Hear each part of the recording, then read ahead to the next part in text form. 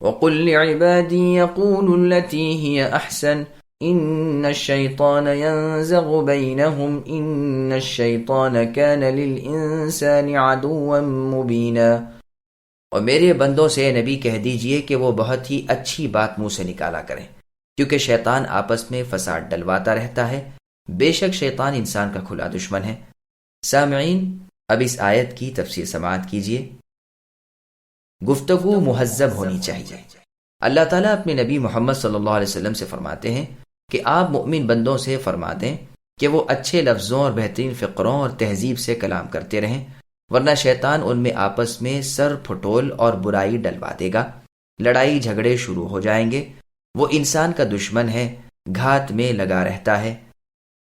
اسی لیے صحیح بخاری، مسلم نیز مسند احمد میں رسول اللہ صلی اللہ علیہ وسلم کا فرمان ہے، مسلمان بھائی کی طرف کسی ہتھیار سے اشارہ کرنا بھی حرام ہے کہ کہیں شیطان اسے لگا نہ دے اور یہ جہنمی نہ بن جائے۔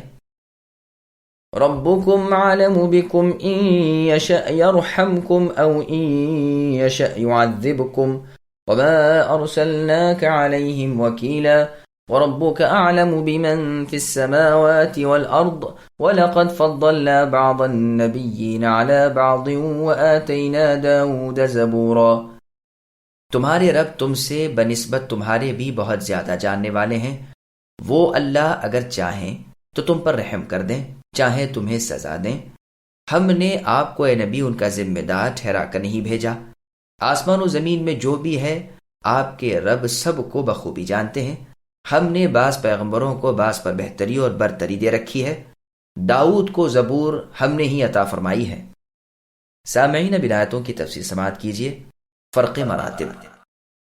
تمہارے رب تم سے بخوبی واقف ہیں، وہ ہدایت کے مستحق لوگوں کو بخوبی جانتے ہیں، وہ جس پر چاہتے ہیں رحم کرتے ہیں، اپنی اطاعت کی توفیق دیتے ہیں اور اپنی جانب جھکا لیتے ہیں، اسی طرح جسے چاہیں بدعمالی پر پکڑ لیتے ہیں اور سزا دیتے ہیں۔ ہم نے آپ کو اے نبی ان کا ذمہ دار نہیں بنایا، آپ کا کام صرف ہوشیار کر دینا ہے۔ آپ کی ماننے والے جنتی ہوں گے اور نہ ماننے والے دوزخی بنیں گے۔ زمین و آسمان کے تمام انسان، جنات، فرشتوں کا اللہ تعالیٰ کو علم ہے، ہر ایک کے مراتب کا اللہ کو علم ہے، ایک کو ایک پر فضیلت ہے۔ نبیوں میں بھی درجے ہیں، کوئی اللہ تعالیٰ سے بات کرنے والے نبی ہیں، کوئی بلند درجہ ہے۔ چنانچہ بخاری اور مسلم میں رسول اللہ کا فرمان ہے کہ نبیوں میں فضیلتیں قائم نہ کیا کرو۔ اس سے مطلب صرف تعصب اور نفس پرستی سے اپنے طور پر فضیلت قائم کرنا ہے، نہ یہ کہ قرآن و حدیث سے ثابت شدہ فضیلت سے بھی انکار۔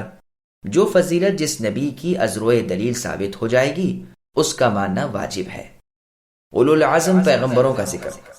مانی ہوئی بات ہے کہ تمام انبیاء سے رسول افضل ہیں، اور رسولوں میں 5 اولو العزم رسول ان سب سے افضل ہیں جن کا نام سورہ احزاب کی آیت میں ہے، یعنی محمد، نوح، ابراہیم، موسیٰ، عیسیٰ علیہم السلام۔ سورہ شورى کی آیت نمبر 13 شرع لکم میں بھی ان 5 کے نام موجود ہیں۔ جس طرح یہ سب چیزیں ساری امت مانتی ہے، اسی طرح بغیر اختلاف کے یہ بھی ثابت ہے کہ ان میں بھی سب سے افضل محمد مصطفیٰ صلی اللہ علیہ وسلم ہیں، پھر ابراہیم علیہ السلام، پھر موسیٰ علیہ السلام، جیسا کہ مشہور ہے۔ ہم نے اس کے دلائل اور جگہ بسط سے بیان کیے ہیں، واللہ الموفق۔ پھر آگے اللہ فرماتے ہیں کہ ہم نے داؤد پیغمبر کو زبور دی، یہ بھی ان کی فضیلت اور شرف کی دلیل ہے۔ صحیح بخاری میں رسول اللہ صلی اللہ علیہ وسلم فرماتے ہیں، داؤد علیہ السلام پر زبور اتنا آسان کر دیا گیا تھا کہ جانور پر زین کسی جائے اتنی سی دیر میں آپ قرآن پڑھ لیا کرتے تھے، یعنی زبور۔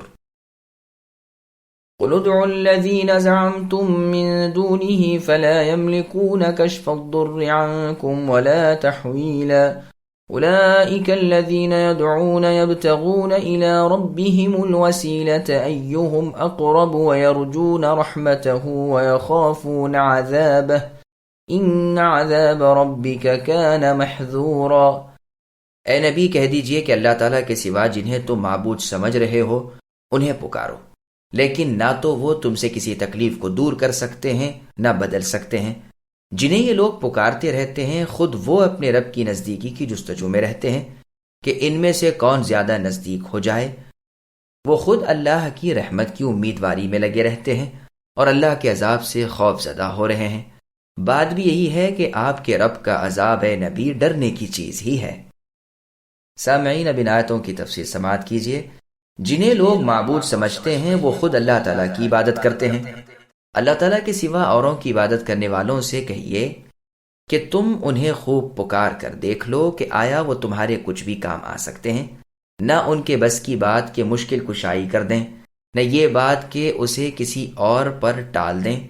وہ محض بے بس ہیں، قادر اور طاقت والے تو صرف اللہ تعالیٰ ہیں، وہ اکیلے ہیں، مخلوق کے خالق ہیں اور سب کے حکمران اللہ ہی ہیں۔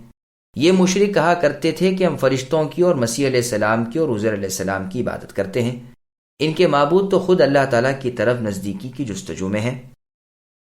صحیح بخاری میں ہے کہ جن جنات کی یہ مشرکین پرستش کرتے تھے وہ خود مسلمان ہو گئے تھے، لیکن یہ اب تک اپنے کفر پر جمے ہوئے ہیں۔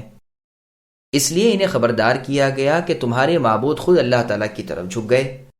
ابن مسعود رضی اللہ عنہ کہتے ہیں یہ جن فرشتوں کی ایک قسم سے تھے۔ عیسیٰ علیہ السلام، مریم علیہ السلام، عزیر علیہ السلام، سورج، چاند، فرشتے سب قرب الہی کی تلاش میں ہیں۔ ابن جریر رحمہ اللہ فرماتے ہیں ٹھیک مطلب یہ ہے کہ جن جنوں کو یہ مشرکین مکہ پوجتے تھے آیت میں وہی مراد ہیں، کیونکہ مسیح علیہ السلام وغیرہ کا زمانہ تو گزر چکا تھا اور فرشتے پہلے ہی سے اللہ تعالیٰ کی عبادت کرتے تھے، تو مراد یہاں بھی جنات ہیں۔ وسیلے کے معنی قربت و نزدیکی کے ہیں، جیسے کہ قتادہ رحمہ اللہ کا قول ہے یہ سب اللہ کے نیک بندے اور اللہ تعالیٰ کی مخلوقات جن کی ان مشرکین کفار نے مورتیاں اور درگاہیں اور تدے وغیرہ بنا رکھی ہیں، یہ خود اللہ تعالیٰ سے نزدیکی حاصل کرنے کی جستجو میں لگے ہیں۔ وہ اللہ تعالیٰ کی رحمت کے خواہاں اور اللہ کے عذاب سے ترساں ہیں۔ حقیقت میں بغیر ان دونوں باتوں کے عبادت نامکمل ہے۔ خوف گناہوں سے روکتا ہے اور امید اطاعت پر آمدہ کرتی ہے۔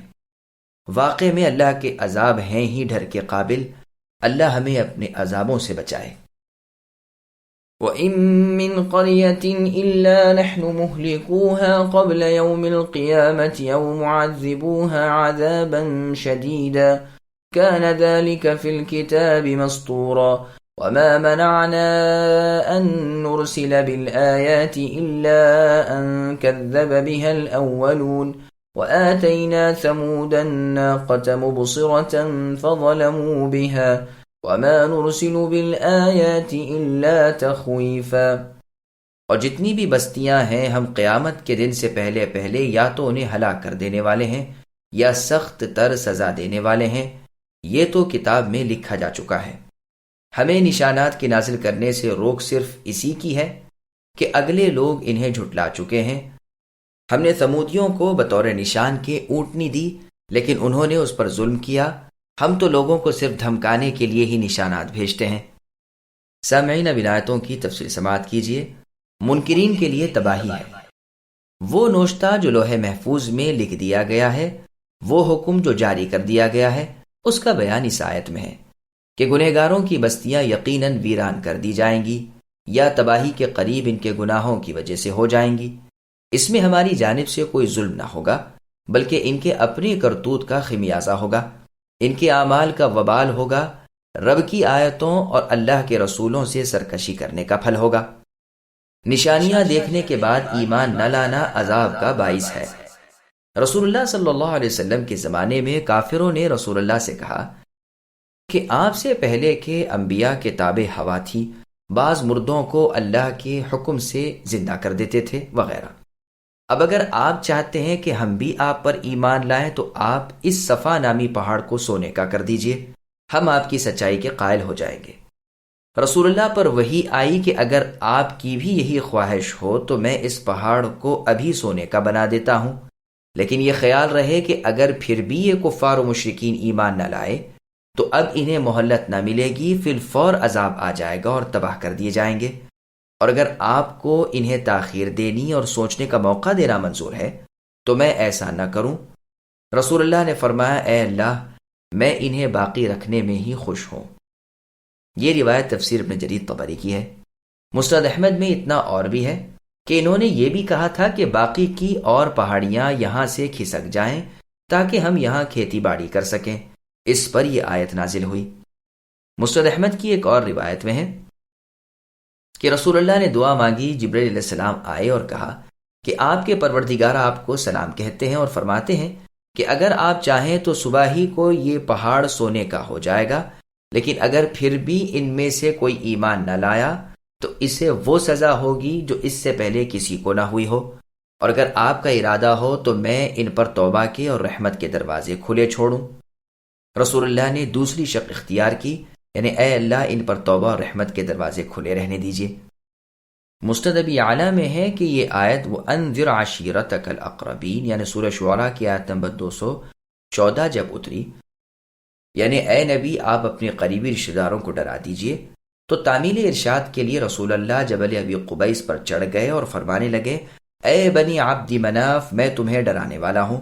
قریش مکہ کے مشرکین اور کفار یہ آواز سنتے ہی جمع ہو گئے، پھر کہنے لگے، سنیے آپ اے محمد نبوت کے مدعی ہیں، سلیمان علیہ السلام نبی کے تابع ہوا تھی، موسیٰ علیہ السلام نبی کے تابع دریا ہو گیا تھا، عیسیٰ علیہ السلام نبی مردوں کو زندہ کر دیا کرتے تھے، آپ بھی نبی ہیں، اللہ سے کہیے کہ یہ پہاڑ یہاں سے ہٹوا کر زمین قابل زراعت بنا دے تاکہ ہم کھیتی باڑی کریں، یہ نہیں تو ہمارے مردوں کی زندگی کی دعا اللہ سے کر دیں کہ ہم اور وہ مل کر بیٹھیں اور ان سے باتیں کریں، یہ بھی نہیں تو اس پہاڑ کو سونے کا بنوا دیں کہ ہم جاڑے گرمیوں کے سفر سے نجات پائیں۔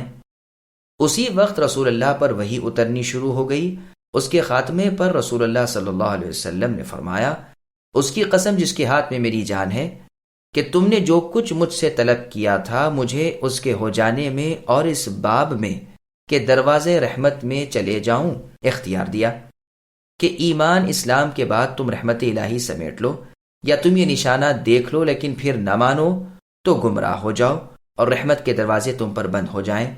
تو میں تو ڈر گیا اور میں نے در رحمت کا کھلا ہونا ہی پسند کیا، کیونکہ دوسری صورت میں تمہارے ایمان نہ لانے پر تم کو وہ عذاب اترتے جو تم سے پہلے کسی پر نہ اترے ہوں۔ اس پر یہ آیتیں اتری اور آیت وَلَوْ أَنَّ قُرْآنًا سُيِّرَتْ نازل ہوئی، یعنی سورہ رعد کی آیت نمبر 31۔ نشانیاں لوگوں کو ڈرانے کے لیے ہوتی ہیں، یعنی آیتوں کے بھیجنے اور منہ مانگے معجزوں کے دکھانے سے ہم عاجز تو نہیں، بلکہ یہ ہم پر بہت آسان ہے، جو آپ کی قوم اے نبی چاہتی ہے ہم انہیں دکھا دیتے ہیں، لیکن اس صورت میں ان کے نہ ماننے پر پھر ہمارے عذاب نہ اٹکتے۔ اگلوں کو دیکھ لیجئے کہ اسی میں برباد ہوئے۔ چنانچہ سورہ مائدہ کی آیت نمبر 115 میں ہے، جس کا ترجمہ ہے کہ میں تم پر دسترخوان اے عیسیٰ کے ساتھیوں اتار رہا ہوں، لیکن اس کے بعد جو کفر کرے گا اسے ایسی سزا دی جائے گی جو اس سے پہلے کسی کو نہ ہوئی ہو۔ سمودیوں کو دیکھو کہ انہوں نے ایک خاص پتھر میں سے اونٹنی کا نکلنا طلب کیا، صالح علیہ السلام ان کے نبی کی دعا پر وہ نکلی، لیکن وہ نہ مانے بلکہ اس اونٹنی کی کوچیں کاٹ دیں۔ رسول صالح علیہ السلام کو جھٹلاتے رہے، جس پر انہیں 3 دن کی مہلت ملی اور آخر غارت کر دیے گئے۔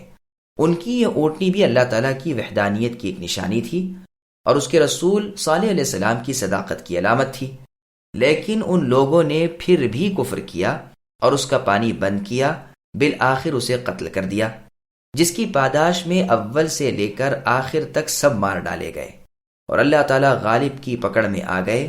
آیتیں صرف دھمکانے کے لیے ہوتی ہیں کہ وہ عبرت و نصیحت حاصل کر لیں۔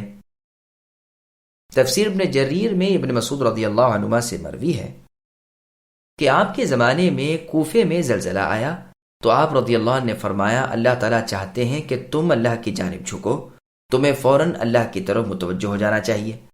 عمر رضی اللہ عنہ کے زمانے میں مدینہ منورہ میں کئی بار جھٹکے محسوس ہوئے تو آپ رضی اللہ عنہ نے فرمایا، اللہ کی قسم تم نے ضرور کوئی نئی بات کی ہے، دیکھو اگر اب ایسا ہوا تو میں تمہیں سخت سزائیں کروں گا۔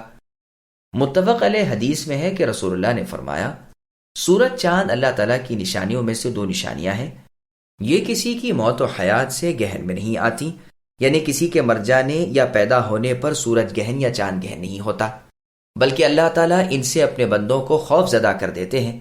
جب تم یہ دیکھو یعنی سورج گہن یا چاند گہن تو اللہ کا ذکر، دعا اور استغفار کی طرف جھک پڑو۔